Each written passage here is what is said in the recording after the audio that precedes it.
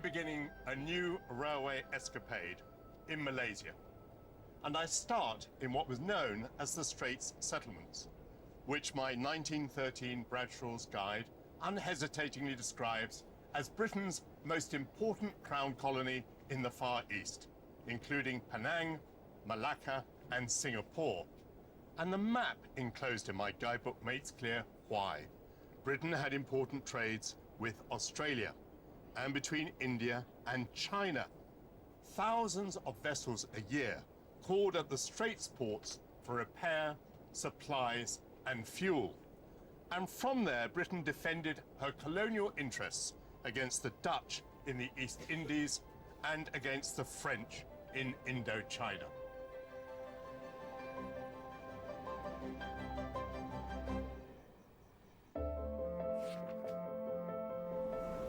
I'll begin my Malaysian journey in the north at Butterworth.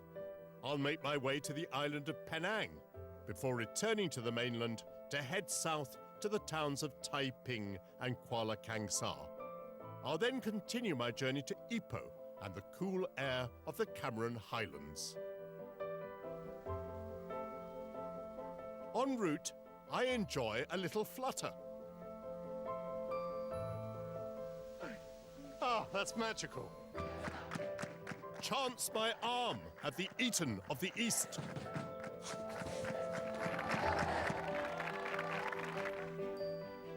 And experience an exhilarating ascent.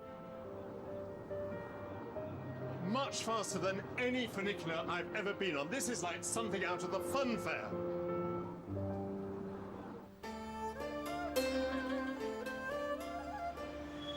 To reach the island of Penang, I depart from Butterworth, named after William Butterworth, a former British governor of the Straits settlements.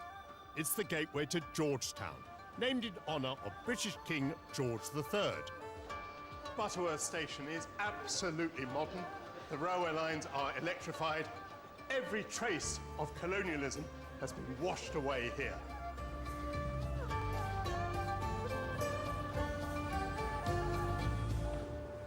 Hello. Ferry ticket to Georgetown, please. One, please. Thank you.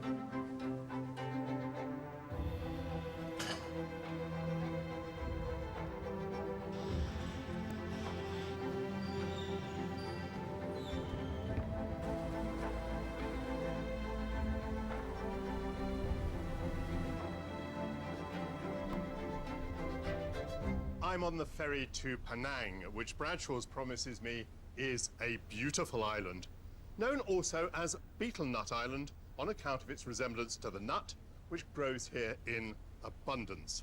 It's 15 miles long by 9 miles broad, divided longitudinally by a ridge of mountains. The anchorage is good, and at one time Penang held the commercial and political supremacy of the Straits settlements. Travelling between two very English place names, Butterworth and Georgetown, I want to discover how the British first came to call the shots here.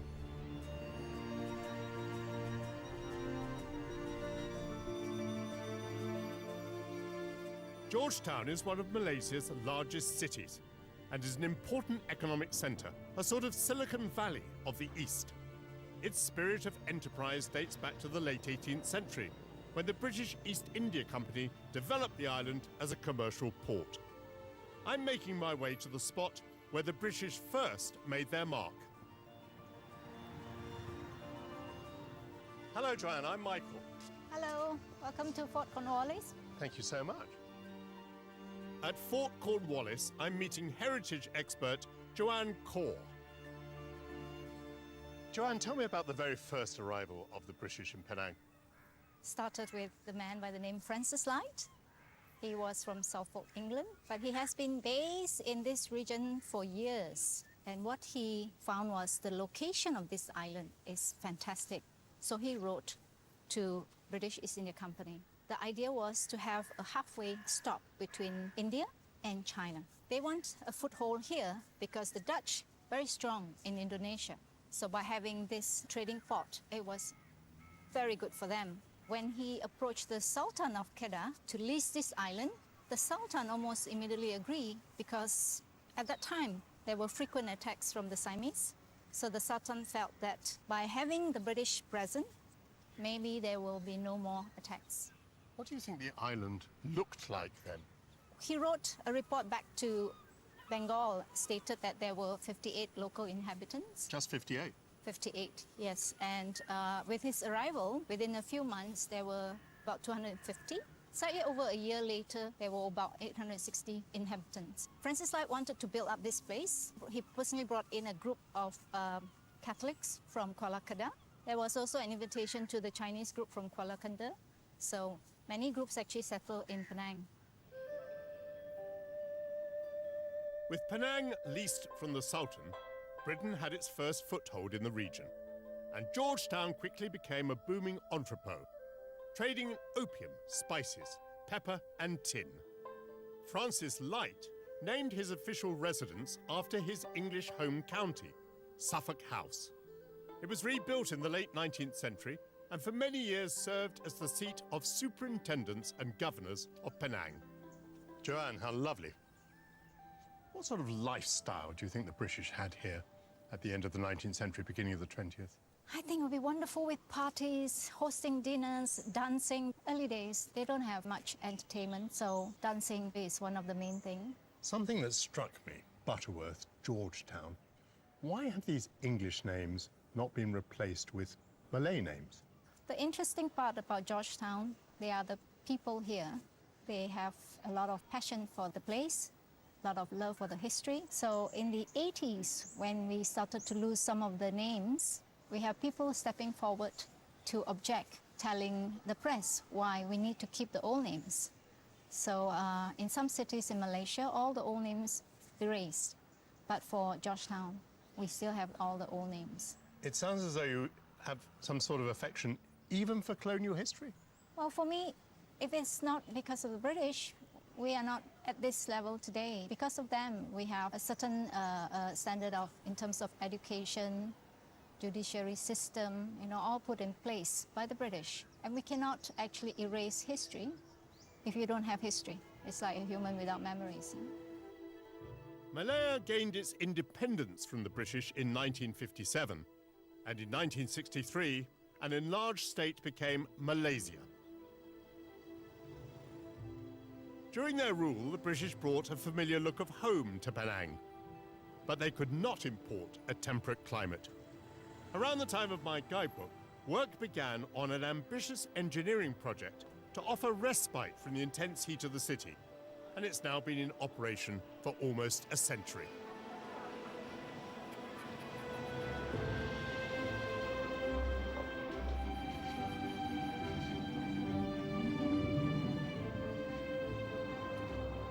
The town is clean, says Bradshaw's, and the neighbourhood of hills renders life more pleasant to the inhabitants than it would otherwise be.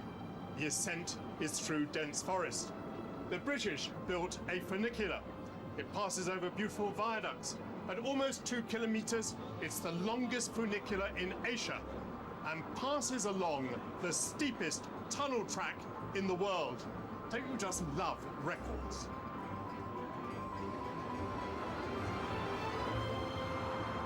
Prior to its opening in 1923, the only way up was to walk or be carried in a sedan chair, a journey of several hours. Today it takes an astonishing 4.5 minutes. Much faster than any funicular I've ever been on. This is like something out of the fun fair. Whoa, look at this, look at this.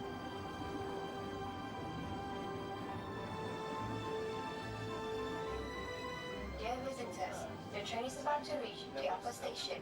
Please keep your hands away from the door and please do not leave anything behind.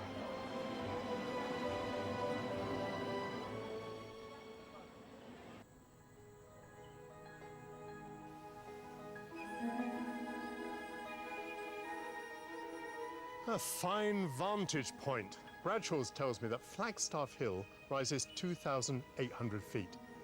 And on average, it's about 5 degrees centigrade cooler here.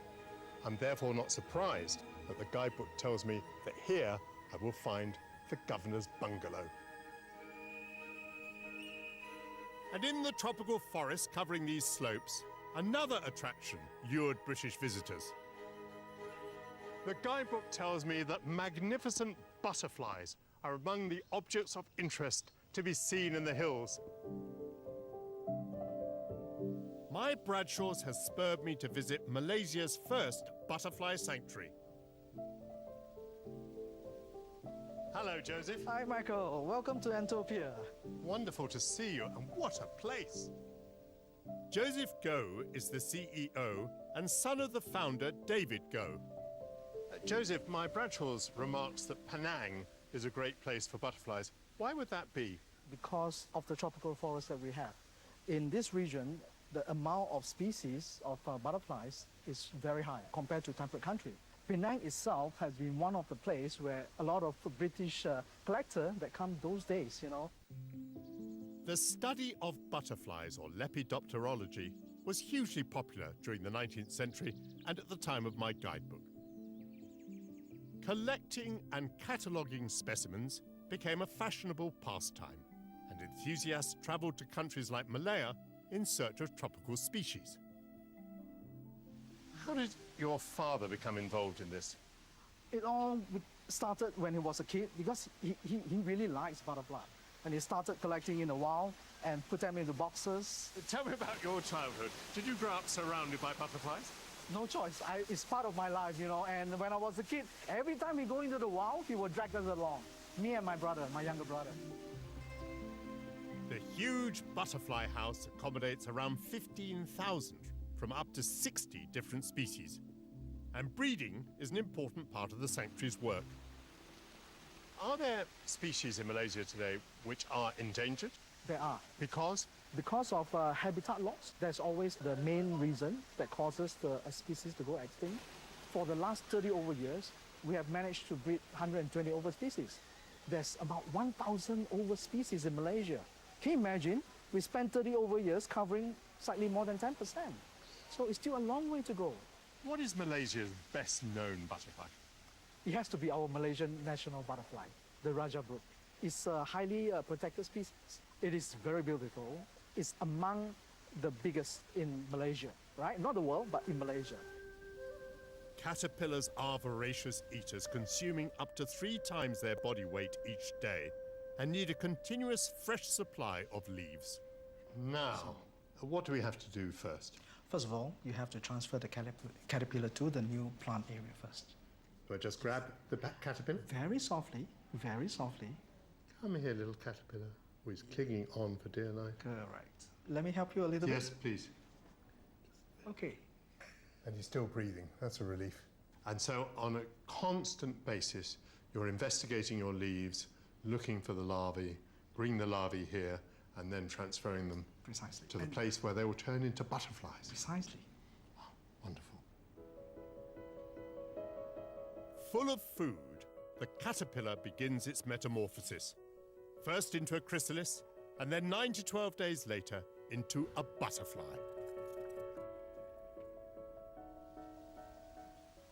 We have some beautiful species clamoring to be released. Yes, we do. They are ready to come out. You can help them a bit. See? Perfect. Oh, that's magical.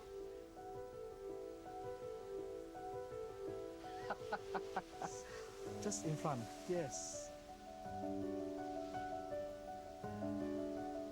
I knew it was worth wearing a bright colour. They really like you, yeah?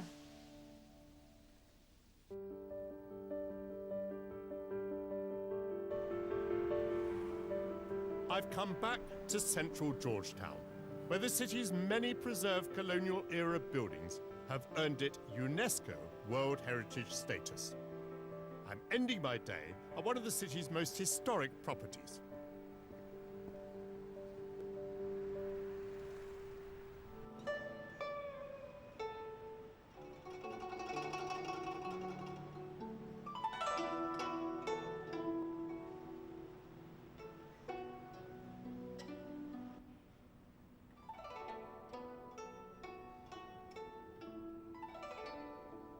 This exquisite blue mansion was built just before the time of my guidebook by a rags to riches Chinese entrepreneur called Chong Fat Si, an immigrant cowherd who became known as a Rockefeller of the East, and he shared this house with 3 of his favorite wives. At the time, Malays and the Indians that were imported by the British were pretty much third-class citizens. Chinese who made a fortune joined an elite, but were still kept at a distance by the British. These racial divisions turned into violence in the early days of Malaysia in the 1960s, and even today, they have to be handled with care.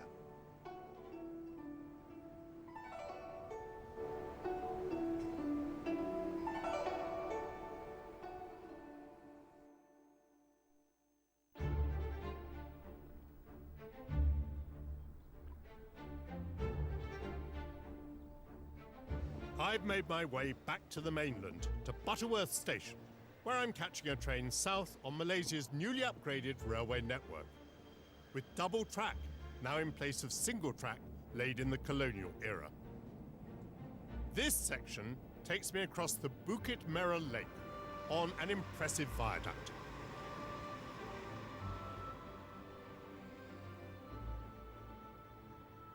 My next stop is Taiping. It's where the very first railway in Malaya was opened in 1885. It was just 8 miles long, carrying tin down to the coast at Port Weld. Tin had been mined in these parts from the early part of that century and attracted very large numbers of immigrant Chinese labourers, so stimulating the ethnic diversity of the Malay Peninsula.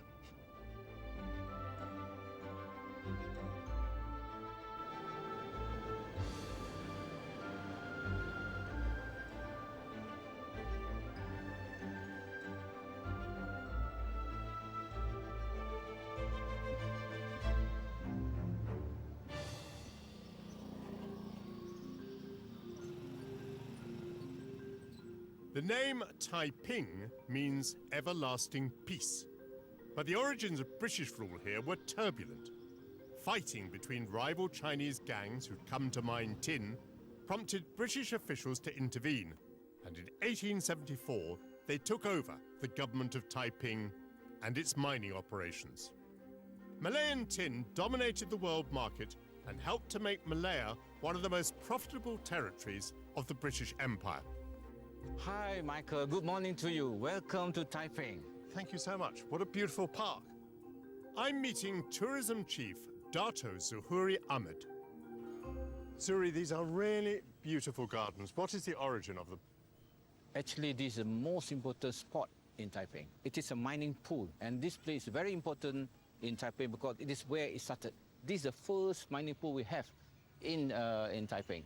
So these would have been very ugly holes. Exactly. It's where they use the water pump to get to the bottom to get tin.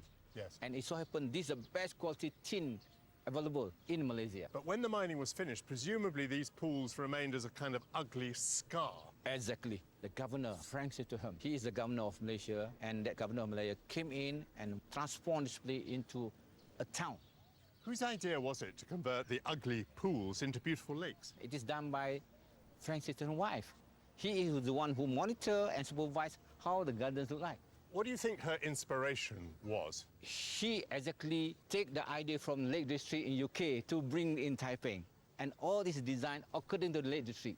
When the British comes here in 1874, the British are the one who administered the town in a proper way. Taiping, this is a place where we have 33 firsts in Malaysia. The first museum, the first post office, the first telegraph, the first hospital, and the first retreat for the British. We're walking along a beautiful avenue of trees. Tell me about these trees. This is a tree called rain tree. It's a 130 years old tree. Why is it called a rain tree? It calls rain tree because it collects rains. In the evening, it closes the leaves and keep the moist. And then in the morning, it drops the moist. This tree will be used by the miners. It is called 5 o'clock tree. You see the leaf, beautiful leaf here. By 5 o'clock, it will close the leaf. So the miners knows by the time that the leaf are closed, it is 5 o'clock. Stop work. I have never seen trees like this in my life.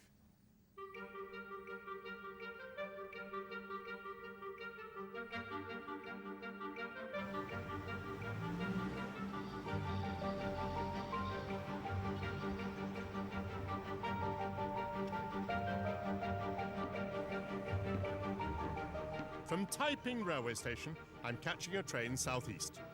It's a relatively short 20-minute journey to my next stop.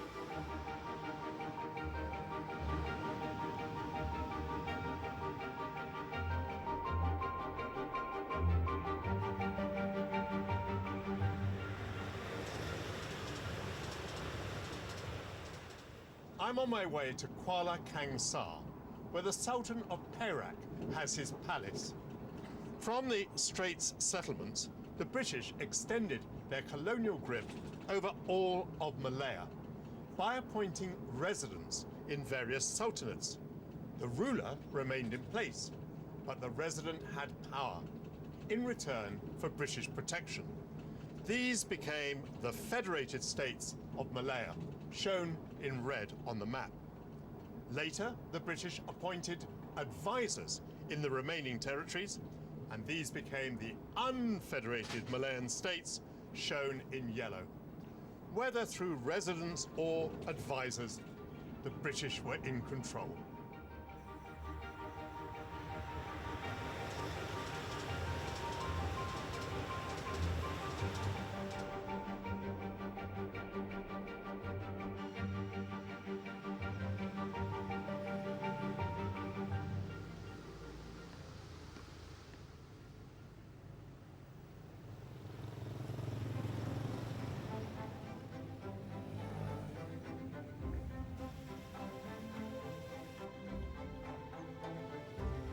Kuala Kangsar is the royal seat of Perak State and home to the present Sultan of Perak. With palaces and impressive mosques, it's an important and historic town where many colonial traces remain, and one in particular intrigues me. The British were skillful at importing into their colonies institutions from home: clubhouses, cricket pitches, Anglican churches with towers and bells, and this school, or college, that could have been plucked from the banks of England's River Thames. Founded in 1905 and modelled on Eton College in England, the Malay College is an exclusively Malay, all-boys boarding school. Principal, Mr. Anand. Good morning, Mr. Portillo. Welcome to the Malay College, Kuala Kangsar. What a pleasure to be here, thank you.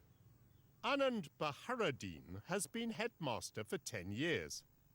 Tell me about the origins of the college. On what sort of principles was it founded? Who was intended to be educated here? It was modeled on the British education then. The first few headmasters were British until 1965. So 65 onwards until today, Malay headmasters. What were the boys being educated for? Way back then, in the late 19th century, education was just to create young men to become better fishermen or better tin miners. The sultans have in mind that the Malay boys, the local boys and women should be trained to be the administrators of the country one day. I assume it was a fee-paying school if it was based on the British model? No, it's not fee-paying, and even until today, this is a fully funded government school. So when the school was founded, I suppose the British had ambitions. They wanted able administrators. I suppose the Malays had ambitions. They wanted to be admitted to the administration. Was it successful for both parties? I would like to believe so, because later on, when we strive for our independence, majority of the team that went on to England to negotiate with the British was ex-students of the school.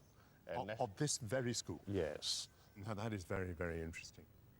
Today, there are 634 students at the college. My pleasure, how do you do? And I'm meeting some of the school's prefects.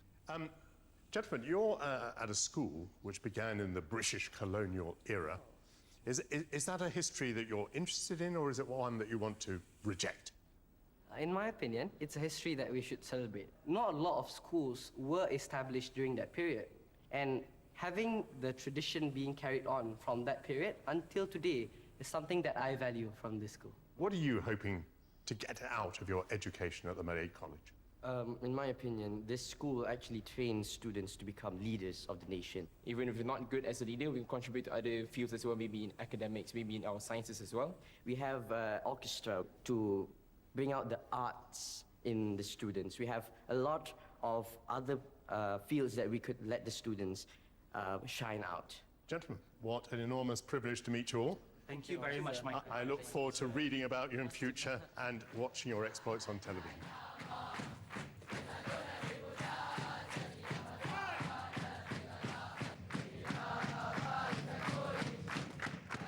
It's not all work and no play here. I've been invited to participate in one of the college's signature sports, the game of Eton Fives.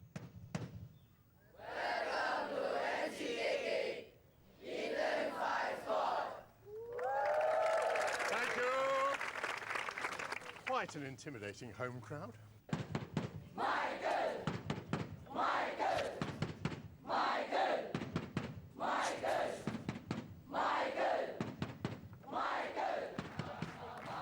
Eton Fives is a doubles game invented at Eton College in the 19th century. On a three-sided court that the boys improvised alongside the walls of the school. I feel sure that Eton boys would struggle to match the raucous enthusiasm of this crowd.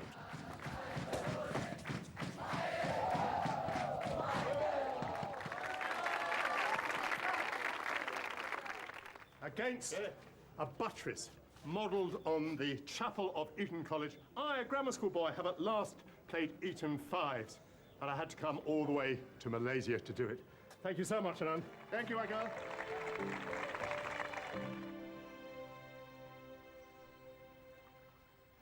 Next time in Malaysia, I'll tap into rubber's natural source. So with that incision, it's made the milk begin to flow quite rapidly. Find a British haven in the hills. The housing styles, I mean, this could be Surrey in England. They built the architecture that made them feel at home.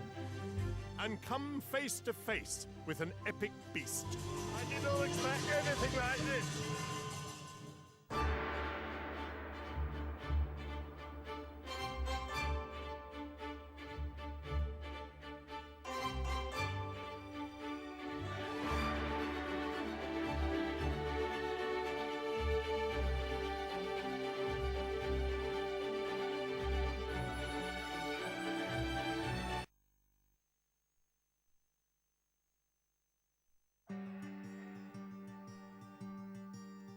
Ranach Moor.